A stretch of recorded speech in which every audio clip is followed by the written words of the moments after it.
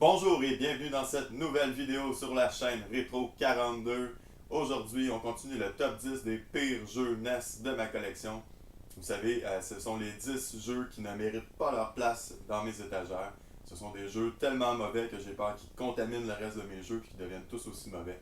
Donc, le jeu d'aujourd'hui, il n'est pas ici. Je dois aller le chercher, donc on se revoit dans pas long.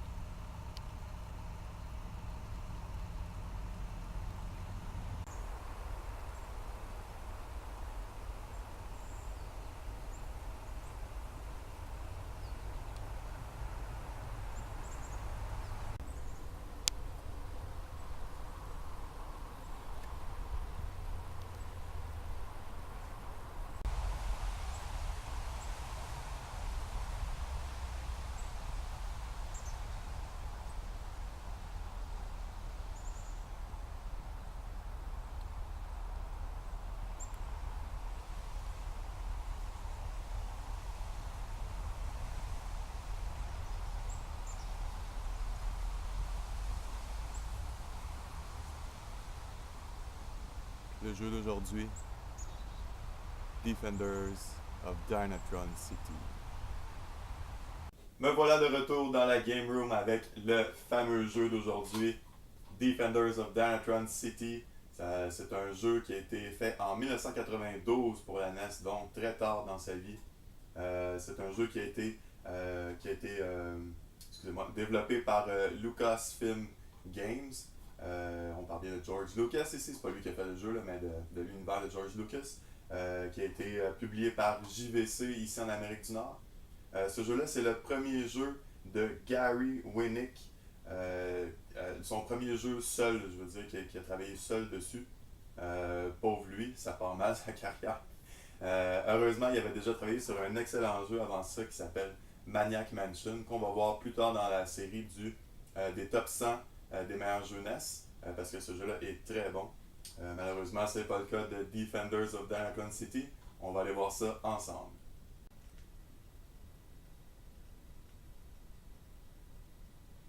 Donc voici Defenders of Dynatron City, jeu de Lucasfilms, de JVC. Ce jeu-là aurait pu être bon, aurait pu être très bon même. Ils ont des bonnes idées, il y a des éléments que j'aime beaucoup dans ce jeu-là. Malheureusement, il y a beaucoup de défauts qui font que l'expérience en bout de ligne est mauvaise et qu'on n'a pas le goût de continuer de jouer. Mais il y a un bel effort, je vais vous montrer ça. Au début, tout d'abord, on a le choix entre trois personnages principaux, trois héros principaux. Jed Headstrong qui est, disons, moyen, là, plus côté poche que moyen, mettons. Là. On a Radiant Dog qui est nul, qui attaque seulement au corps à corps, donc il est pas mal inutile. À cause des hitbox, je vais vous en parler. Donc on prend pas Radiant Dog. Et on a Miss Megawatt qui elle est bonne. Elle est probablement le meilleur personnage. Donc on va y aller avec elle. Puis je vais vous laisser quelques secondes pour profiter de la musique de ce jeu.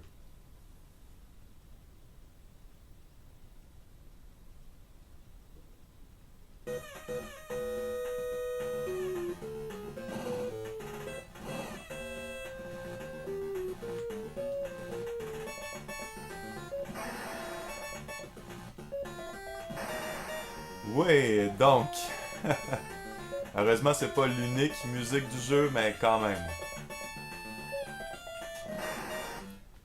Ok, et voilà. Donc, le but pour l'instant, c'est de tuer tous les robots dans toutes les villes. Puis, une fois que c'est fait sur une rue, bien, la map apparaît d'elle-même pour nous montrer où est-ce qu'on est, puis qu'est-ce qu'il nous reste à battre. C'est pas un défaut majeur, mais je peux aussi faire Start puis aller voir la map quand je veux. Il n'y avait pas besoin de me l'imposer, disons. Mais bon, c'est pas un défaut majeur. Écoutez cette musique-là. Je pense que c'est la musique du pause. Écoutez ça. C'est pas agressant, ça? Si je vais voir la map, puis je reviens.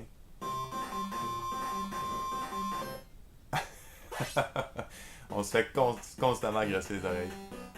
Donc, une fois que tous les robots sont morts sur une rue, à ce moment-là, les magasins deviennent accessibles. C'est pas toujours des magasins, là, mais les bâtiments deviennent accessibles.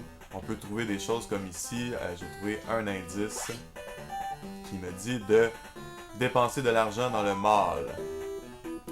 C'est pas toujours des indices utiles. Comme celui-là, on aurait pu s'en douter, mettons, là, qu'il fallait dépenser de l'argent dans le magasin. Bon, j'ai un poste de police ici. Souvent dans les bâtiments comme ça, il va y avoir des ennemis. Puis je m'en viens pas si mal, là, je me suis pratiqué. Mais une chose qui est vraiment buggée dans ce jeu-là, c'est les hitbox. Vous savez, les hitbox, c'est l'espace que prend un ennemi réellement dans le jeu. Donc, ou l'atteindre pour lui faire des dégâts. Les hitbox de ce jeu-là sont complètement fuckés. Avec un bonhomme corps à corps, ça devient presque impossible de tuer quelqu'un sans se faire toucher. Mademoiselle Miss Megawatt ici, là, elle est pratique parce qu'elle a un gun. Au moins, on peut rester à distance. Mais c'est pas évident d'être sur le même plan qu'eux puis de les toucher. Puis là, c'est rien. Là. Ils font juste marcher puis tirer avec leur poitrine. Mais plus tard dans le jeu, on a des robots qui sautent. Voyez comment je suis pas capable de le toucher. On a des robots qui sautent à gauche puis à droite par-dessus nous. Puis ils restent jamais sur place. Puis là, c'est impossible à toucher. Là. C'est frustrant. Vous voyez, la map est apparue toute seule pour me dire que j'ai fait le tour. Je pourrais rentrer dans les buildings ici, ramasser des choses. Ça, c'est le côté que j'aime. Il faut fouiller, essayer de trouver des items, essayer de trouver des indices pour savoir où aller. Et j'ai un autre indice ici qui me dit de clearer toutes les streets, toutes les rues pour me battre contre le blimp. Mais ça, ils me l'ont dit en commençant le jeu, c'était écrit à l'écran, donc c'est complètement inutile de me redire ça encore. Je n'en ai pas parlé encore, mais ici j'ai. Ça, c'est mon personnage principal, là, Madame Megawatt. Mais on a toujours 3 héros secondaires. On a Monsieur Marteau ici, qui lui, son attaque c'est ça. Puis c'est vraiment inutile. Là. C'est jamais arrivé que j'ai pu tuer un ennemi avec le marteau sans me faire toucher. Regardez ça. Je vais vous montrer, on va aller. Puis il est lent en plus. Puis chaque personnage a une barre power en bas à droite. Là. Lui, son power, c'est. Ah, je l'ai pas, faut que je le trouve, c'est vrai. Chaque héros secondaire a un power. Puis il est dans un des bâtiments, dans une des rues. Puis c'est random, c'est jamais au même endroit. Et comme je dis, là, c'est encore facile pour l'instant. Là. Les robots meurent, ils font juste se promener puis ils restent à terre, là, mais quand ils vont commencer à sauter, là, vous allez voir. Déjà lui, ça va être quelque chose. Bon, je m'en sors pas si mal. Avec la pratique, c'est sûr qu'on peut s'adapter. Mais j'ai pas tellement de plaisir en ce moment. Là. Pourquoi je le touche pas là?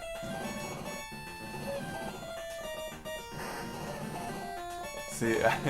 Puis c'est impossible de jouer avec le son. Écoutez ça là.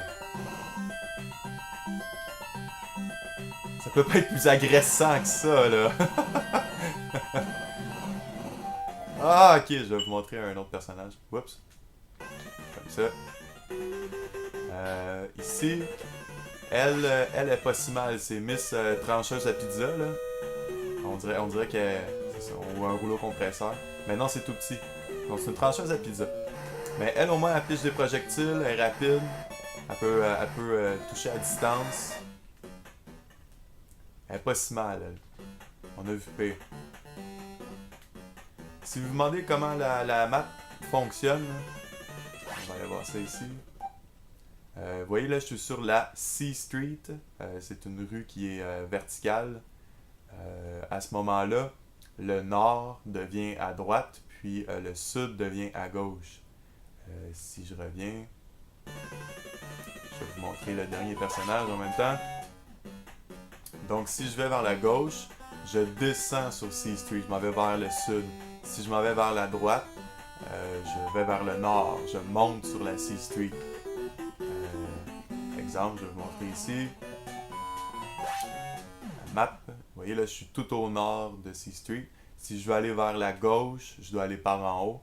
Et si je veux aller vers la droite, je dois aller vers en bas dans le jeu. C'est mélangeant, mais ça fonctionne quand même. C'est pas si pire. Si je vais en haut, je vais vers la gauche. Si je vais en bas, je vais vers la droite. Je vais vers en bas ici. Puis, vous voyez sur la map, je suis rendu en haut à droite. Un coup qu'on sait ça, c'est sûr que c'est plus facile de se diriger. Mais c'est pas tellement intuitif. Hein. Quand on était enfant, là, c'était pas évident de se diriger. Puis ce personnage-là est complètement inutile, il piche des bananes, ça prend 15 bananes pour tuer quelqu'un. Ah oui, on peut détruire les autos avec des bananes. C'est comme des bananes grenades. Et je vais essayer de me battre avec, je vais vous montrer. C'est impossible de viser. Si on pèse vite, si on le tient, il lance loin, puis si on pèse vite, il piche dans les airs, je pense. Oh, j'en ai eu un. Oh, j'ai eu l'autre. Fait que c'est beaucoup de temps à chercher. Je pense que c'est au deuxième ou troisième niveau. Ok, je suis tanné de cette musique-là. Non, je suis plus capable. Je suis plus capable. Je pense que c'est au deuxième ou troisième niveau où ils vont nous demander d'avoir tous nos héros avec l'heure spéciale puis le power au maximum. Ça veut dire qu'il va falloir fouiller tous les magasins. Puis comme je vous dis, c'est jamais au même endroit d'une game à l'autre. Il va falloir chercher tous les magasins, tous les buildings pour avoir tous les spéciales sur tous les héros. Donc il faut être capable de se débrouiller avec tous les héros, même les moins bons. Je me rendrai pas là, j'ai plus envie de jouer, là, mais plus tard dans le jeu, ça devient vraiment difficile. Puis si on n'a pas les bons personnages, parce que d'un fond on est obligé de pas jouer avec les bons, mais ça devient vraiment l'enfer. Puis on se fait enculer. Et voilà, c'est tout pour l'épisode d'aujourd'hui. Si on a une leçon à retenir de cet épisode-là, c'est qu'il ne faut pas déranger les morts. Laissez-les reposer en paix. Defenders of Dynatron City avait beaucoup d'ambition, voulait aller loin dans la vie. Malheureusement, ses parents l'ont jamais aimé. Puis c'est beaucoup trop tard qu'il nous a quittés. Allons reconduire à son dernier repos. Ciao!